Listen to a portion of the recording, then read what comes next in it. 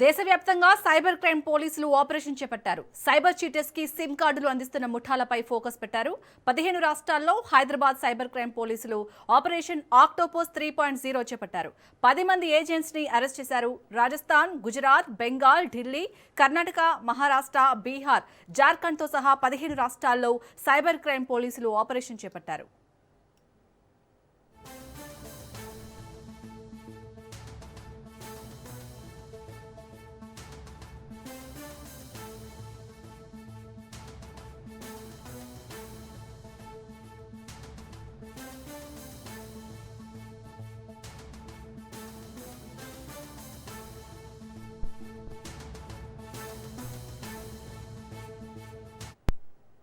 ఇక 15 రాష్ట్రాల్లో Hyderabad cyber crime పోలీసులైతే ఆపరేషన్ ఆక్టోపస్ 3.0 చేపట్టినట్టుగా తెలుస్తుంది. మరింత డీటెయిల్స్ ని మా ప్రతినిధి పవన్ అందిస్తారు. పవన్, దేశవ్యాప్తంగా సైబర్ క్రైమ్ పోలీసులు ఆపరేషన్ 3.0 సంబంధించి పూర్తిగా నిర్వహించారు.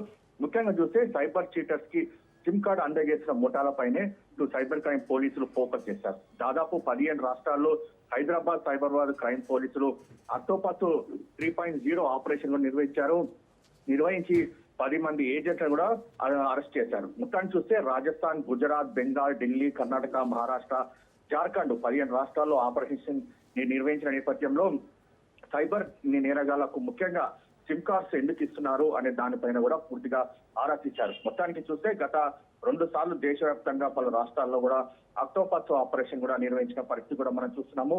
మొత్తానికి చూస్తే మాత్రము ఇందులో యొక్క సిమ్ కార్డు అందజేసిన నేపథ్యంలోనే సైబర్ క్రైమ్ చీటర్స్ ఇట్లా రెచ్చిపోతున్నారని చెప్పి కూడా ప్రధానంగా పోలీసులు కూడా దీనికి సంబంధించి ఆధారాలు కూడా సేకరించిన పరిస్థితి చూస్తున్నాము.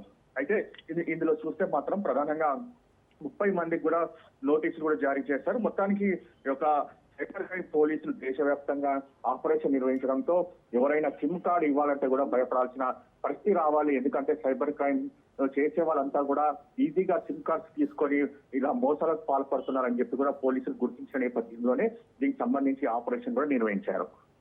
Right, thank you Pawan.